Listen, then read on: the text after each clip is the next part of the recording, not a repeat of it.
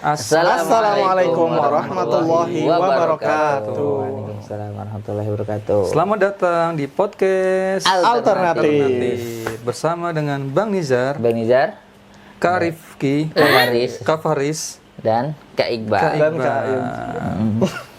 Nah, di Dan sini Kak Yogi di hadapan kita. iya, tidak kelihatan tapi teman-teman. Ya. Teman-teman, di sini siapa yang sudah membaca berita viral? Berita viral lagi, Bang. tuh, Viral terus, Bang. Iya, beritanya viral-viral. Banyak sekali ya dalam pekan ini. Khususnya sekarang 3 Desember ya. Ini dibuat. Nah, ini beberapa akhir-akhir ini nih ada beberapa kasus. Beberapa kasus. Enggak. Akhir-akhir ini ada beberapa kasus. Ada yang pertama ada pembunuhan anak kepada orang tuanya. Anak kepada orang tuanya. Terus ada juga berita-berita yang lainnya ya, yang ada polisi nembak gitu. Oh iya, polisi nembak anak SMK. Ada lagi, Bang, 1 Desember. Iya, apa tuh? Kemerdekaan Papua. Iya. Sama 8 Desember Timnas. Oh iya. 9 Desember. Iya. Nah, itu teman-teman, dan banyak sekali ya beberapa viral-viral, bahkan yang mancanegara pun. Misalnya Presiden baru Amerika Serikat. Oh iya. Itu Kamala Harris ya. Trump. Trump Itu mau memecat anggota TNI. Ada TNI sana. Tentara Nasional Amerika Serikat. Apa bahasa I-nya itu Amerika Serikat gitu. Iko Bang. Bukannya army ya? Army gitu ya, ya boleh. Arminya yang transgender itu. Jadi yang transgender itu dipecat katanya. Transgender itu apa, Bang? Transgender itu yang berubah kelamin ya, yang dari perempuan menjadi laki-laki misalnya. Atau sebaliknya. Nah, itu mau dipecat juga. Itu banyak sekali berita-berita viral, tapi kita akan mengangkat satu aja. Satu kejadian yang sangat miris, teman-teman. Itu seorang anak yang membunuh orang tuanya. Astagfirullahaladzim. Nah, mungkin dari Kak Iqbal ya, kita akan dengar berita lengkapnya, detail di mana, jam berapa, dan ya sedetail yang Kak Iqbal tahu ya. Ya, silahkan Kak Iqbal ya. Ya. Teman-teman sekalian rahimani wa rahimakumullah. Kak Iqbal beberapa hari lalu kaget ketika membuka medsos, khususnya Facebook, melihat berita seorang anak membunuh ayah, juga neneknya, juga melukai ibunya, ibu kandung, di rumahnya sendiri. Kaget ya berita itu. Di TV juga ada. TV. Di TV. Terus Kak Iqbal telusuri, dapat lagi, makin kaget lagi. Ternyata anaknya ini anak yang rajin, anak yang pandai, dan tinggalnya di perumahan. Jadi bukan yang di pelosok, yang kurang wawasan, yang akalnya kurang sehat gitu-gitu. Yang pinter, yang tinggal di perumahan. Muslim tuh. Kurang tahu ya, kurang tahu. Belum dapat kabar ya untuk agamanya apa. Diberitakan membunuh ayah, kemudian neneknya sedang tidur, dibunuh. Malam hari, jika sebutkan jam 1 malam, sedang tidur itu. Lalu ibunya baru pulang. Ibunya ini tokoh katanya, aktif gitu, makanya baru pulang malam itu juga diserang sama anaknya. Sampai terluka, lalu kabur, ditangkap satpam perumahan. Ketangkap itu. Nah, yang diherankan, kok bisa gitu ya, Penizar ya, Kak Faris itu. Ada anak usianya 14 tahun. Berarti usia kelas SMP ya? SMP kelas 2 kali ya. Baru SMP kelas 2 sudah berani membunuh orang tuanya, bahkan neneknya. Waliyahzubillah ya. Nah, kondisi yang sangat memprihatinkan tuh, Bang Nizar. Kejadian yang sangat memilukan, yang tidak boleh dicontoh sama sekali oleh anak-anak muslim ya, remaja-remaja muslim. Nanti kita cross check nih, kenapa sih sebab lebih detailnya. Coba nanti kita telusuri, Bang. Gimana Bang? Kata Bang Faris nih. Iya, Kak Faris.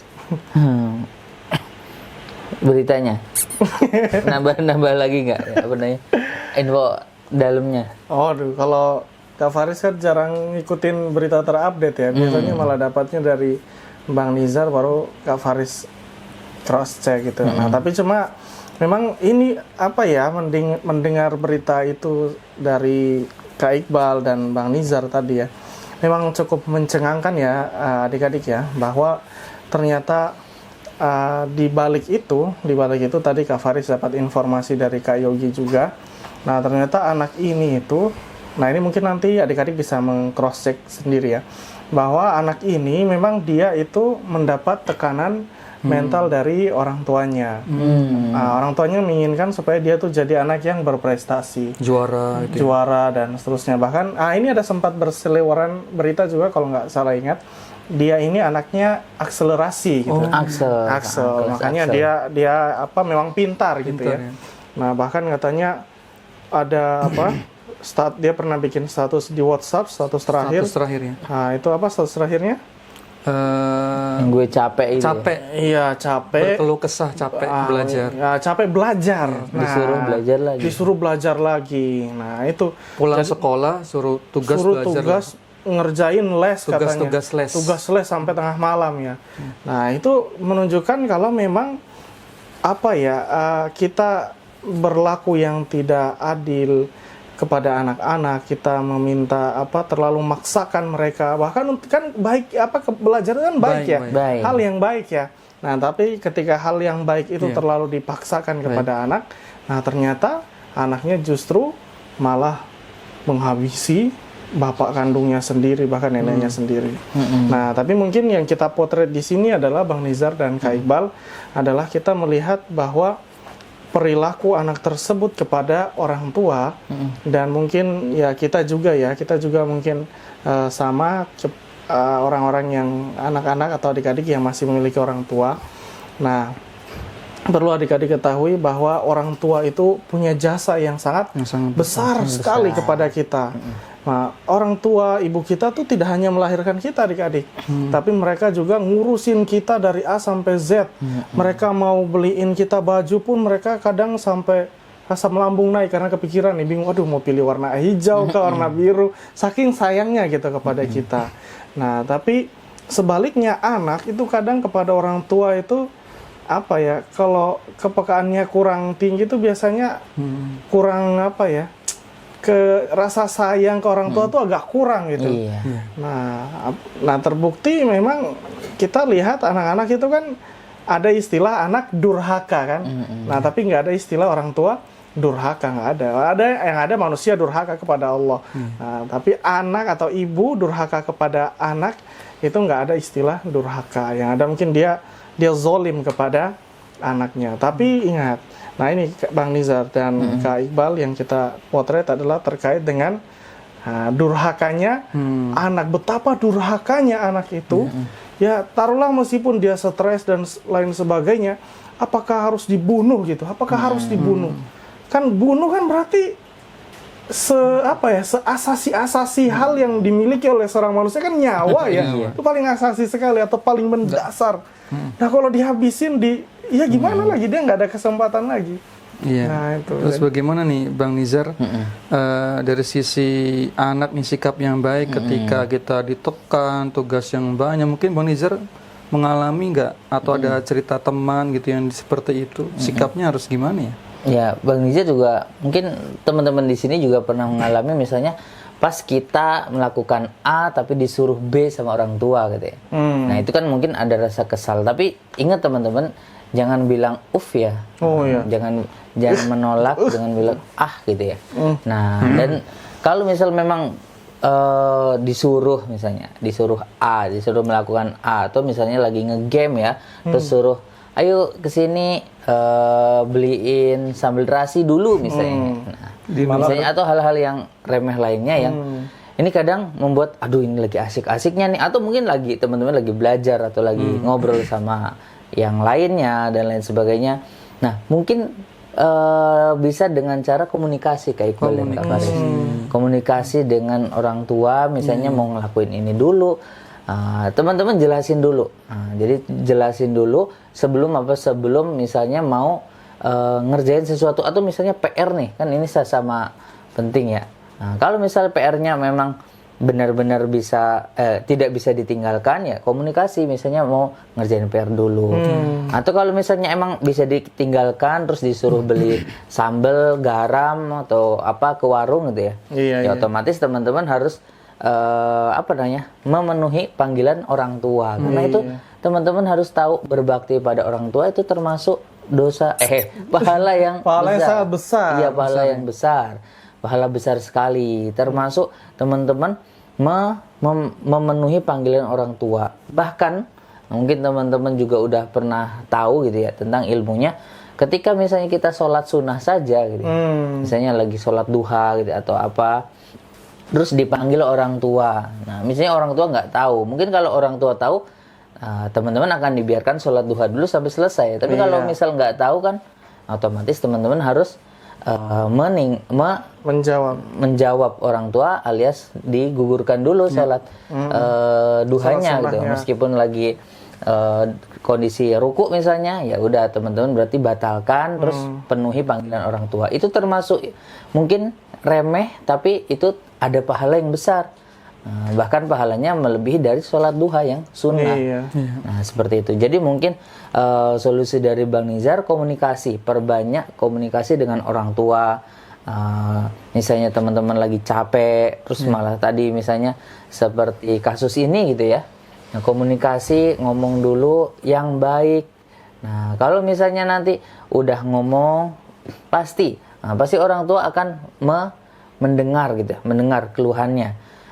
Atau mungkin ada beberapa yang orang tua, halah gitu doang gitu. Mungkin ada yang menolak. Nah, itu baru nanti mungkin harus dijelasin lebih lanjut gitu ya, seperti itu. Jadi intinya komunikasi biar nanti orang tua tahu yang dimaksud si anak ya, dimaksud teman-teman gitu ya. Seperti itu mungkin ya dari Tapi Bang, biasanya kan gini Bang ya.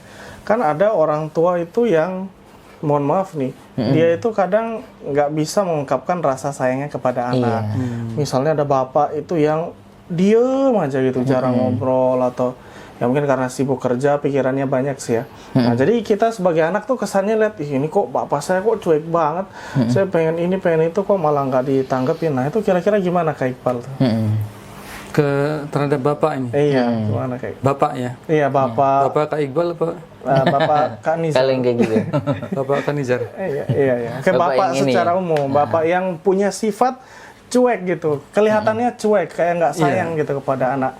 Iya, memang itu karakter dari laki-laki. Bapak ya, laki-laki. Memang sedikit bicara daripada ibu-ibu, sehingga yang pertama anak harus paham itu dulu. Harus paham itu dulu. Yang kedua, kita lihat apa yang jadi kewajiban bapak kepada anak masih dipenuhi nggak, misalnya masih memberi nafkah, kemudian kewajiban pribadinya, beribadah masih rutin nggak sholatnya, minimal itu dulu kita syukuri jika memang terpenuhi ya.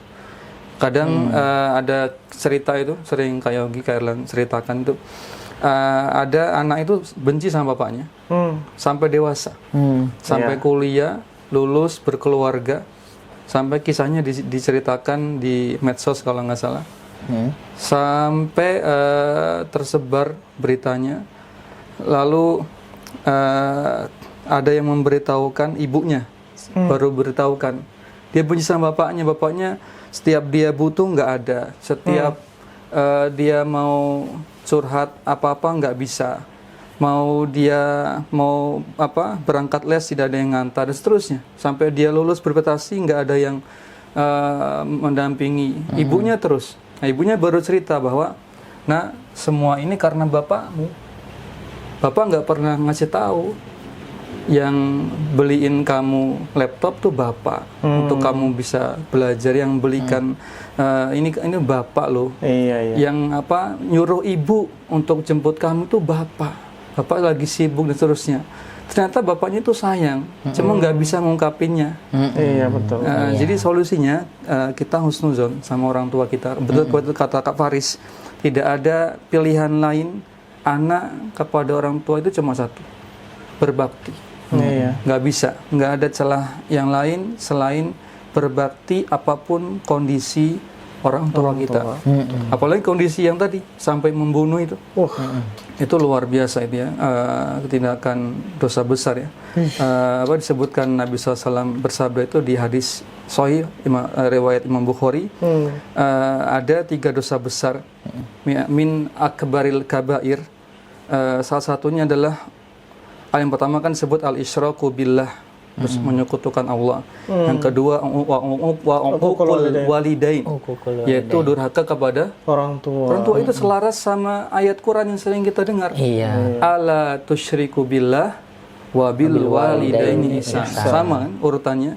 Janganlah berbuat syirik kepada Allah. Yang kedua, berbaktilah berbuat baiklah kepada orang tua. Nah, teman-teman, jadi nggak ada pilihan selain berbuat baik kepada kedua orang tua. Solusinya, teknisnya, Kak Iqbal hanya menjadi bridging ya, jembatan tengah-tengah menyimpulkan kedua narasumber kita, Ustaz Faris dan Bang Nizar. Solusinya apa? Kita berbakti, kemudian teknisnya tadi, teknis komunikasi. Orang tua kita keras nih, disuruh ini harus kamu harus pinter, harus juara. Solusinya komunikasikan. Ya kalau lagi capek bilang, kita capek Bu, boleh nggak istirahat dulu? Nanti malam kalau aku bangun aku kerjain lagi deh tugasnya. Jadi memang jangan dipaksain. Akhirnya apa? Kita kepaksa, memang mungkin hasilnya ada, tapi nggak senang hati. Lalu lagi pusing, apalagi sakit masih dipaksa lagi sama orang tua untuk belajar. Akhirnya apa? Mungkin sudah rusak akalnya, dia kebawa kesal tadi sampai membunuh orang tuanya. Jangankan anak kecil ini, Kak Faris, Penizar, Kak Iqbal 2 hari 3 hari terakhir kan baru sakit. Katanya, kabarnya Kak Iqbal ketindihan. Gitu. Ternyata itu kayaknya nggak benar, teman-teman. Sebelumnya kan habis dari hutan ya kita. Hutan apa? Amazon ya? Bukan ya? Galiurang. Hutan kaman ya? Wetan pemakaman. Ya teman-teman, jadi Kak Iqbal baru saja sakit ya, KO lah istilahnya itu, game over nih. Karena lagi fokus-fokusnya menghadapi ujian. Itu nggak ada yang neken loh. Itu karena Kak Iqbal sendiri yang neken Kak Iqbal sendiri. Itu bisa sakit karena ada deadline, harus dikejar terus. Itu bisa sakit teman-teman. Itu apalagi ada yang neken lagi dari atas lagi, orang tua harus ini harus. Itu lebih lagi bisa down, capek. Kalau udah capek di rumah, bisa jadi yang jadi korban kalau di rumah ya, entah itu anaknya dimarahin, entah itu istrinya, entah itu tetangganya, kita nggak tahu. Sehingga penting sekali kondisi kesehatan badan itu mempengaruhi mental, nanti mempengaruhi perilaku. Nah, boleh jadi karena itu nggak sehat, lalu fisiknya nggak sehat, mentalnya nggak sehat, lalu perilakunya jadi jahat.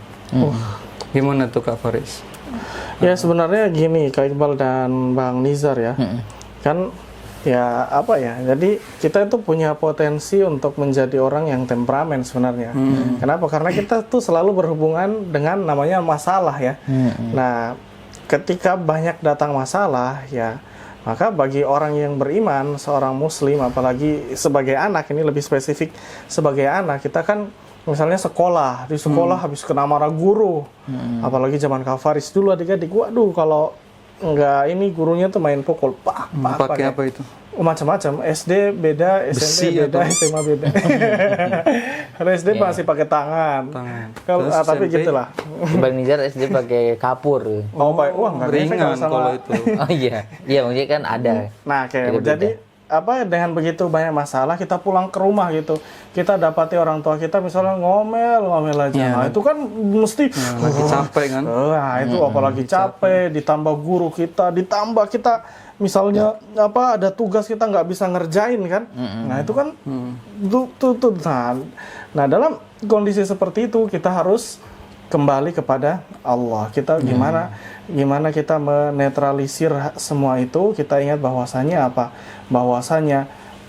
pahala berbakti kepada orang tua itu adalah pahala yang sangat besar. Bahkan gini, ada yang unik Bang Nizar ya. Ini sebuah pelajaran yang sangat bagus sekali ya, yang Kak Faris sangat tercengang dengan kisah ini dan realitas atau fakta ini. ada lagi nih Bang Nizar. Kan di antara para tabi'in itu kan ada pembesar-pembesar tabi'in adik-adik. Mungkin adik-adik pernah dengar nama seperti Al Hasan Al Basri. Itu kan pernah disusui oleh salah satu istri Rasulullah, dan dia adalah seorang tabi'in yang gunung, ilmunya sangat tinggi. Bahkan ada lagi yang hebat juga keilmuannya, yaitu Sa'id bin Musayyib. Nah, itu adalah seorang tabi'in yang sangat faqih, sangat dalam, mutabahir, atau sangat dakik, sangat ilmunya luar biasa luasnya. Nah, di antara kalau para sahabat kan yang terbaik adalah 4 khalifah ya. Iya. Nah, kalau di antara tabi'in yang terbaik siapa? Nah, bayangkan. Jadi ini ya, di antara tabi'in yang Kak Faris sebutkan tadi, orang-orang yang nama-namanya yang mana mereka sangat tinggi, memiliki posisi yang tinggi di umat pada saat itu, ilmunya pun tinggi. Ternyata ada seorang tabi'in yang dikatakan sebagai tabi'in terbaik bernama Uwais Al-Qarni. Nah, dia kenapa bisa dikatakan sebagai tabi'in yang terbaik? Karena baktinya. Nah, karena baktinya kepada kepada ibunya, adik-adik. Nah, jadi di masa kurun generasi terbaik itu, adik-adik, ternyata ternyata pahala dari berbakti kepada orang tua itu bahkan bisa mengalahkan para ulama-ulama, para tabi'in yang mutabahir, yang ilmunya sangat tinggi sekali, adik-adik. Itu menunjukkan kalau kita berbakti kepada orang tua itu, Allah itu balasnya tuh nggak main-main, luar biasa, jor-joran bahasanya gitu. Nah, jadi jangan remehkan. Sebaliknya, kita menjadi anak yang durhaka kepada orang tua, kita melukai hati ibu kita, ayah kita, bahkan kita sampai membunuh. Bayangkan, bunuh itu kan ada dosa sendiri ya. Iya. Durhaka kepada orang itu ada dosa sendiri ya. Itu jadi satu, bayangkan betapa biadabnya atau betapa parahnya dosanya besar sekali anak yang sudah membunuh orang tuanya. Padahal dia dulu kecil, yang kasih makan dia siapa? Yang mandikan dia siapa? Ya, dan gitu banyak ya Kak Bang Nizar dan Kak Iqbal. Artinya memang fokus kita adalah bahwa menjadi anak yang berbakti itu membuka peluang pahala yang sebesar-besarnya. Maka kita jangan sampai menjadi anak yang durhaka. Ingat, punya masalah, ingatlah adik-adik bahwa bukan kamu saja yang punya masalah. Semua orang punya masalah. Nah, ayah dan ibu antum itu juga punya masalah, tapi kan dia nggak pernah ada ayah adik-adik sekalian di rumah pulang bawa masalah, kemudian ada niatan mau membunuh anaknya, kan nggak mungkin banget itu loh. Nah, jadi kita jangan sampai seperti itu, adik-adik. Ingatlah bahwa adik-adik punya masalah, orang tua antum juga punya masalah. Nah, kita tetap kembalikan emosi kita itu selalu dinetralisir. Jadi sekalipun mau mukul, mau itu ingatlah, atau mulutnya mau menghardik orang tua, ingatlah bahwa kesannya ada ganjaran pahala yang besar sekali. Sebaliknya ada dosa yang sangat besar sekali, yang apabila kita salah dalam mengambil langkah, maka kita akan terjatuh kepada dosa yang sangat besar. Iya, Masya Allah. Ini udah pas nih 20 menit sekian. Mungkin kata-kata terakhir dari Kak Iqbal. Ya, kata-kata hari Jumat. Ya, boleh. Siapa tahu ini di-upload Jumat ya. Atau teman-teman nonton di hari Jumat. Kata-kata hari ini, ketika kita mendapatkan beban ya di rumah oleh orang tua, ingatlah setiap detik beban itu kita lakukan itu berbuah pahala, teman-teman. Jika tidak mampu, berkomunikasilah, sampaikan dan minta keringanan, sehingga sama-sama enak, orang tua enak, dapat alasan, kita juga enak bisa dapat keringanan. Sekian, terima kasih. Masya Allah. Ya, nah mungkin ini aja teman-teman. Jadi jangan lupa teman-teman berbakti kepada orang tua dengan cara yang terbaik. Ya, tadi wabil walidaini ihsana. Jadi ihsana yang terbaik teman-teman. Benar-benar teman-teman tunjukkan teman-teman bisanya apa, dan jangan lupa itu niatkan teman-teman sebagai bakti kepada orang tua, mengamalkan perintah dari Allah dan Rasul-Nya, serta dengan niat ingin mendapatkan pahala, itu boleh teman-teman. Karena itu ikhlas itu mengharapkan ridho Allah, mengharapkan pahala dari berbakti, dari cara berbakti. Karena teman-teman ingat, surga yang paling tengah adalah surga berbakti pada orang tua, yaitu al-walidu awsatu abwabil jannah. Masya Allah. Jadi berbakti pada orang tua itu adalah pintu surga yang paling tengah. Maka teman-teman yang masih mempunyai orang tua, berbaktilah. Yang misalnya sudah ditinggalkan orang tua juga sama, bisa dengan cara berbakti, mendoakan. Kemudian teman-teman bisa bersilaturahmi dengan kerabat orang tua, kemudian menyambung hubungan baik dengan sahabat orang tua, seperti itu. Nah, itu saja ya mungkin yang bisa kita sampaikan pada podcast alternatif kali ini. Sampai jumpa di video selanjutnya. Bye bye semuanya. Assalamualaikum warahmatullahi wabarakatuh. Waalaikumsalam warahmatullahi wabarakatuh. Memulai usaha fried chicken kini semakin mudah dan praktis dengan produk dari Juragan Tepung. Tidak hanya sekedar tepung biasa, Juragan Tepung menawarkan bumbu dan tepung kualitas premium yang terbuat dari rempah pilihan. Keunikan dari produk ini terletak pada kemudahan penggunaannya, di mana Anda tidak perlu menambahkan bahan apapun lagi untuk menciptakan hasil gorengan yang kriuk, keriting, dan tahan lama. Ini merupakan solusi sempurna bagi Anda yang ingin menawarkan fried chicken dengan rasa yang konsisten dan memuaskan pelanggan. Kepraktisan penggunaan produk Juragan Tepung tentu sangat menguntungkan bagi para pelaku usaha kuliner, khususnya bagi Anda yang baru ingin memulai bisnis fried chicken. Untuk mendapatkan produk Juragan Tepung, Anda bisa langsung menghubungi admin penjualan melalui WhatsApp. Selain itu, produk juga tersedia di platform e-commerce seperti Tokopedia dan Shopee dengan akun Juragan Tepung Official.